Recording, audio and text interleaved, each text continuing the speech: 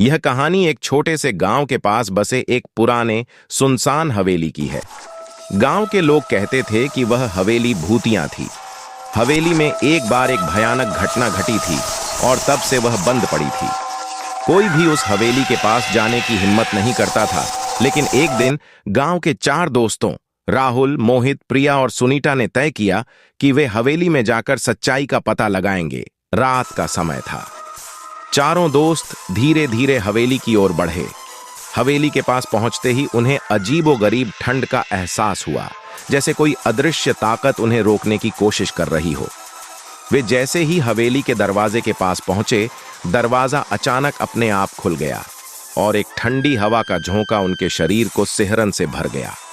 अंदर घुसते ही उन्हें चारों ओर अंधेरा नजर आया। वे टॉर्च की रोशनी से चारों ओर देखने लगे। हवेली के अंदर का माहौल बेहद डरावना था। पुरानी धूल से ढकी दीवारें, फर्श पर बिखरे हुए जाले और सन्नाटा जो उनकी हर सांस को गूंज बना रहा था। अचानक प्रिया को लगा कि किसी ने उसके कंधे पर हाथ रखा है। वह घबराकर पीछे मुड़ी, लेकिन वहां कोई नहीं था। उसकी चीख सुनकर बाकी दोस्त भी डर गए। उन्होंने सोचा कि हवेली से बाहर भाग जाना ही ठीक रहेगा, लेकिन तभी अचानक सभी दरवाजे और खिड़कियां खुद ब खुद बंद हो गए।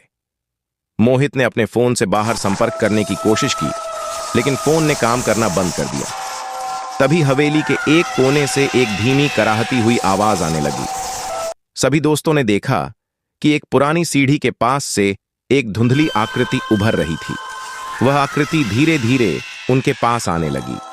उसकी आंखें लाल जलती हुई थीं और उसके चेहरे पर दर्द और गुस्से का मिश्रण था। राहुल ने हिम्मत करके उस भूत से पूछा, तुम कौन हो? परछाई ने जवाब दिया, मैं इस हवेली की मालकिन थी, लेकिन एक रात मुझे मेरे ही नौकरों ने मार डाला और मेरी आत्मा यहां कैद हो गई।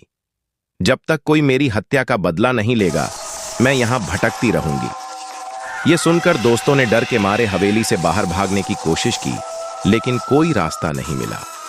अचानक सुनील ने कहा, हमें इसकी आत्मा की मदद करनी होगी, नहीं तो हम कभी यहां से नहीं निकल पाएंगे। अगले दिन वे गांव के बुजुर्गों के पास गए और उन्हें सारी दोस्तों ने राहत की सांस ली और हमेशा के लिए उस हवेली से दूर रहने का निर्णय किया।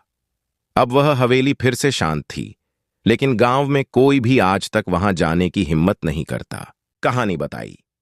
बुजुर्गों ने उन्हें हवेली में जाकर आत्मा का अंतिम संस्कार करने का तरीका बताया। चारों दोस्त फिर से हवेली में गए और आत्मा के लिए एक पूजा का आयोजन किया। जैसे ही पूजा पूरी हुई, हवेली में अचानक शांति छा गई और सभी दरवाजे अपने आप खुल गए। वह भूतिया आत्मा अब मुक्त हो चुकी थी।